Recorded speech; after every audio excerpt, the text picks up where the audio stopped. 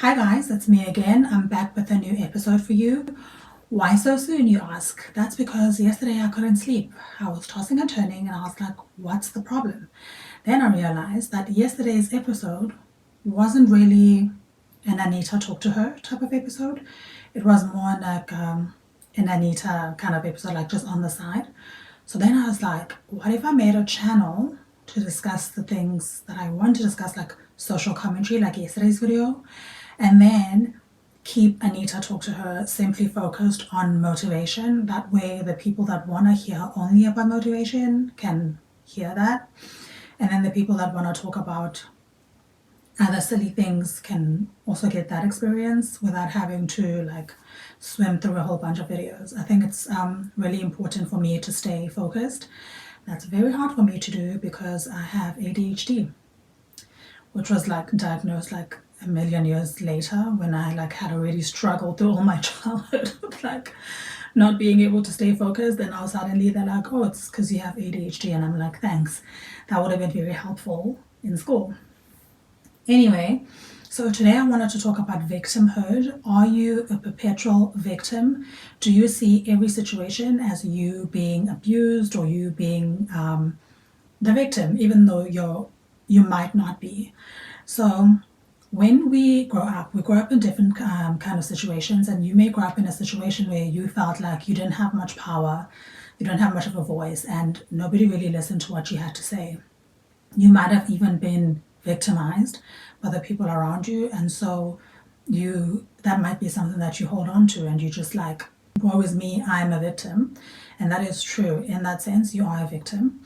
Then you grow up and you become an adult, and now you're part of the world, and you're still holding on to those feelings of victimhood from your childhood. Now, is that a healthy thing to do? Probably not, because that's where imposter syndrome comes in. Imposter syndrome tells you that you don't have a say in what happens in your life. It tells you that you don't belong here.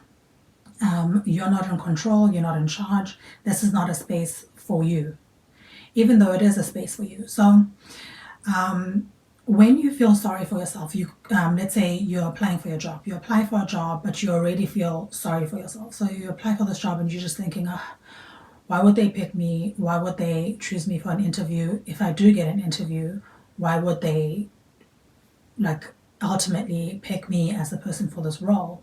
Because I'm not good enough, I don't have enough experience, blah blah blah blah. All the like things that we say to each other or to ourselves to justify why we don't think we belong in a certain space or why we don't think we deserve certain things. But when you do that, that means you're shutting yourself down and you're saying no to yourself before the people that are interviewing you have a chance to say no to you. So you're essentially like shutting yourself out. And when you go to the interview, you're going to go to the interview looking like Eeyore. Like people can read your confidence. If you're not a confident person and you're not confident about what you're talking about, people can pick up on that and they're just like, this person doesn't sound very serious about what they're talking about. So you want to put yourself out there in a way that is meaningful and in a way where people are able to look at you and say, hey, this person is like really passionate about this position that they're interviewing for. It happens like in any part of our lives where you're talking about something but you're not passionate about it, or you're talking about something but it's not really interesting to you. You're just going to be like, here's the information, whatever. And so, well, no one's going to hire you if you are just like there to like pass time, or you're just there because you need the money, there because it's a job. There's nothing wrong with interviewing for a job because you need the money, but you also have to be a little bit interested, right? Because you're going to have to do this day in, day out, 8 hours a day for the foreseeable future. So you want to be even a little bit interested in what you're doing. So what happens is that people will just like walk on and they already feel sorry for themselves. Like, I grew up poor, I didn't have any money for university, I didn't have this and I didn't have that, and my brother didn't like me, and my mom wasn't kind to me, and my dad, and I didn't have a dad, like things like that. And you just feel like, you like carry this dark cloud, literally like Eeyore. You carry this dark cloud around with you, and people don't want to be around that. I'm so sorry. That pissed me off for real. Why do you act like that? Like what? The way that you act, you don't see how you act why people don't want to be around you? But nobody wants to be around someone that's just gonna constantly bring them down.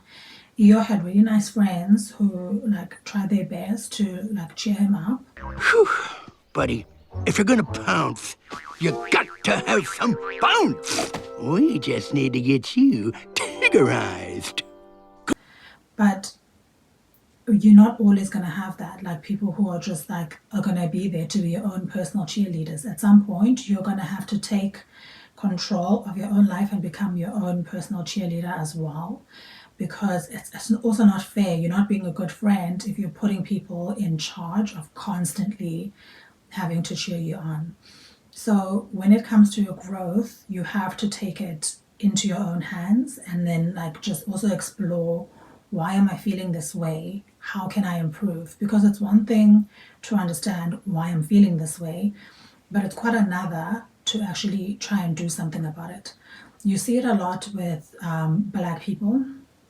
Black people will say, I'm a victim of racism and I grew up in a system that's like stacked against me. No matter what I do, racism is always going to follow me everywhere I go.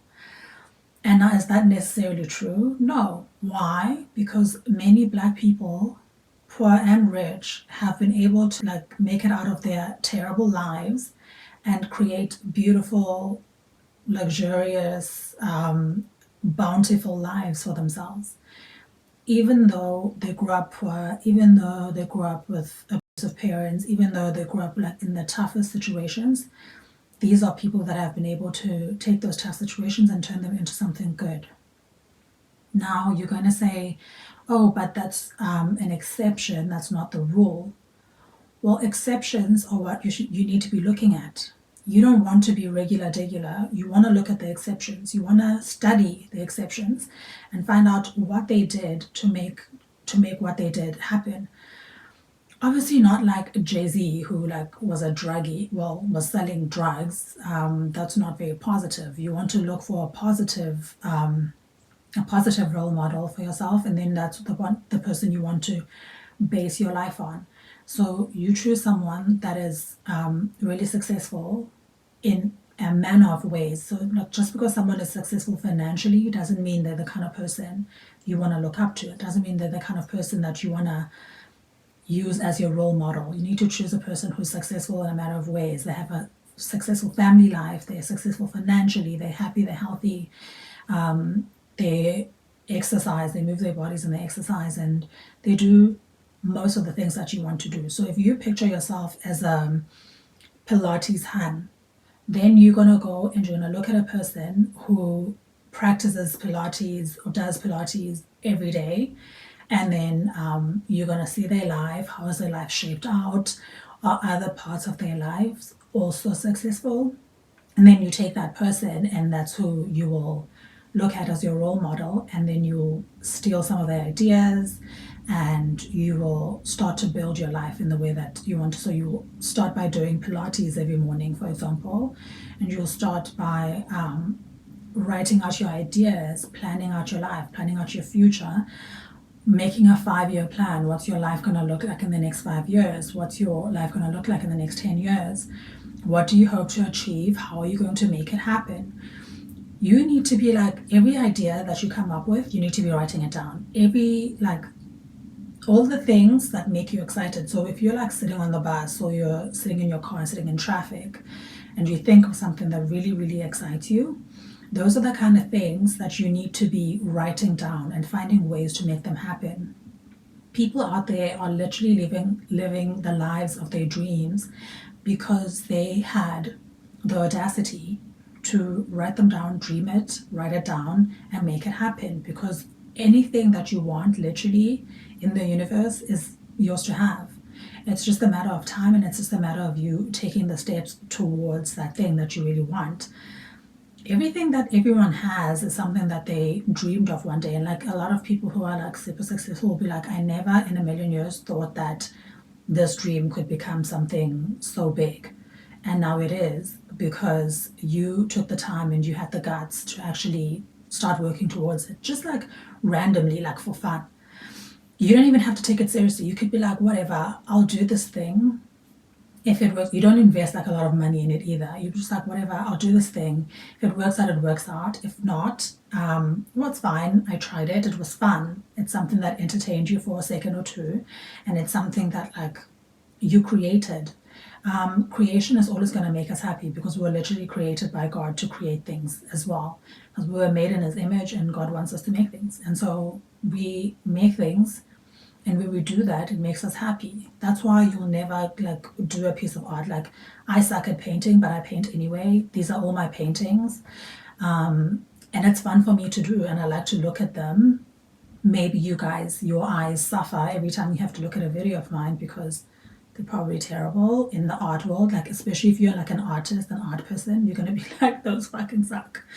But they make me happy, and that's why they're on my wall, and I will make more. And so you do that, and you're never going to be upset if you're making a painting. You're never going to be upset while you're singing a song. You're never going to be upset that I am a terrible singer and I love to sing. So every chance I get, like as soon as I'm in the car driving by myself, I am screaming at the top of my voice. As soon as I have headphones on, or like sometimes if my daughter's napping, I'll go sit in the car because a song is on my heart. I'll take the baby monitor, I'll go sit in the car and just scream my lungs out, singing along to a song because it makes me happy. It releases a lot of energy and it makes me happy. Or if my daughter's having like a tough day, we'll paint or whatever. Like you find various ways to become creative, and so that you can release energy, and also because you can see that, geez, I can make things. I can take this canvas that is white and is basically nothing and turn it into something really nice, like turn it into a story. Because when we do like art as well, like according to how you feel that day, you might see that your art tells a story about how you feel. The colors you use, are they warm colors, are they cold colors, stuff like that. There's literally people that do art therapy and they study this shit. Like they are like, why did you draw this? And then they'll analyze the whole thing. It's a whole like shebang. So yeah, you create whenever you're feeling like really, really down. You create, or you take a walk. If you're walking, that's when your best ideas come to you. I don't know why, but obviously, if you're walking and you're listening to a podcast, you're probably not going to get your best ideas because you don't have time to think. It's important to spend a lot of time just being quiet by yourself, because when you take time to sit in silence, it helps you. Think about your life. We are so surrounded by distractions. Everything that we do is we're doing it with like music blaring. We're doing it with, you're working out and you're sweating at the gym. Music is playing in your ears, so you don't really have time to like actually think. Some music does allow you to think and come up with ideas, which is great. Instrumental music, for example, because it's not like throwing words at you, so you're able to actually think while you're listening to it. There's also now like a lot of like modern instrumental music where you're listening to your favorite songs but without the words. It's just like instrumental, the instrumental version. They used to do that a lot on Bridgerton. On the Bridgerton series, they used to do that a lot where they had like all these nice songs and then it's like just the instrumental version though, so you can still like think. And then yeah, so you don't want to be like always like, obviously if you're working out, you do want like something to keep you company. You want to listen to music to motivate you. You want to listen to your podcasts that you like because they motivate you. But all I'm saying is sometimes you just gotta take like maybe early in the morning or late at night before you sleep, you just take 10 minutes to yourself to just be with your thoughts. It's not even like meditation, because I can't meditate to save my life. I have tried, can't do it because my mind is running into a million different places. So I just let it. And then I like, it takes me wherever it wants to take me. And then I'll like, usually I'll settle on one thing. And I'll be like, oh, what's that about? And then maybe a script will play in my mind. And then I'll be like, oh, I gotta record that. And then of course, by the time I wake up, I've probably forgotten it. So maybe I should have those like bedside things, like those nighttime journals next to my bed for ideas. But yeah, I've lost track. So basically, what I'm saying is You don't have to curl up and die at the idea that you are a victim just because some bad things happened to you and happened in your life before. Those things do not define you. Those things aren't gonna tell you how your story ends. You're going to decide how your story ends, and it's gonna be all the more better because you've learned so much from your time suffering and struggling that by the time you make it, it's gonna be like, this is easy, and like you're gonna have a different set of problems that you're gonna go through, but it's gonna be so much easier for you because you've already been through so much. And God and the universe, they want you to be successful. So you have no choice but to be successful. And the only person standing in your way is you because you keep saying you can't do it. And you very much can do it. And I'm telling you today that you very much can. So you need to get up off your ass and go and write something down. Prepare for your success. Write the steps, step by step, how you're going to make yourself successful. You're going to make yourself, you're going to force it. It's going to happen because you literally have no choice, because you are a talented person, you're a creative person, you are a person that people love to be around, you're an interesting person, you have a story to tell. So find a way how you want to tell that story and tell your story because people want to hear it. People want to relate to you. People want to be like, oh shoot, I went through the same thing and here's this person making it happen. Why couldn't I? You want to be the person that makes people ask themselves that question. Instead of asking yourself every day, why me? You have to start asking yourself, why couldn't I be the person that's doing XYZ? Why couldn't I be the person that's married to a person like that? Why couldn't I be the person that's having this type of life? Because it's literally yours to have. If you're going to keep making excuses, you're going to keep writing down reasons why not, that's what the universe is going to get back to you. If you're going to keep talking into the universe like, I'll never make it, that's what's going to happen. But if you keep saying, how can I make this happen? How can I do this? How can I make this, how do I plan this life or for this life that I'm going to have that's going to be really, really amazing, then that's what's going to get you there. When you're asking the right questions, that's when you start walking towards the life of your dreams. But if you start asking yourself dumb questions like, why would I have such an amazing life? Well, then you can keep wondering because you're not going to get it. Because you don't know how to think positively. You don't know how to speak nice to yourself. And so if you can't speak nice to yourself, well, then yourself isn't going to give you nice things. You have to think of yourself like a little doll that you really, really like and that you really, really, really love. And you're going to be like, hey, doll, you're the cutest, bestest, goodest, most creativist person I've ever seen. And you're going to do some amazing things. So here's how we're going to do these amazing things. Talk to yourself and be like, hey, let's write this down. Okay, this is how we're going to do it. This is our plan. We're going to be millionaires. We're going to be married to this 6'5" guy. We're going to have a fat house on the beach. We're going to have fat cars in front of the driveway. We're going to have 5 kids. All the things that you want, you write them down. And then you say, how are we going to make them happen? This is how. Okay, first of all, how are we going to make these millions? All right, I'm going to do this. Okay, and then how am I going to meet this dude? Okay, I got to go hang out at really lavish places where I can meet him potentially, because if you're meeting a really nice guy, you're going to meet him at the local dive bar. He's not there. And the person that you do meet at the local dive bar is probably homosexual. He probably he's probably a hobo. That's not the guy you want. It's not the guy for us, okay? So we're going to go to nice places. We're going to meet nice people that are kind to us.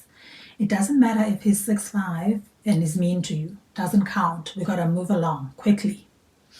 And then you're going to be like, okay, so you're going to go looking online. You're going to go online and you're going to find houses. You're going to rip them out. You're going to print them out. We don't do ripping out anymore because we're not looking at physical magazines.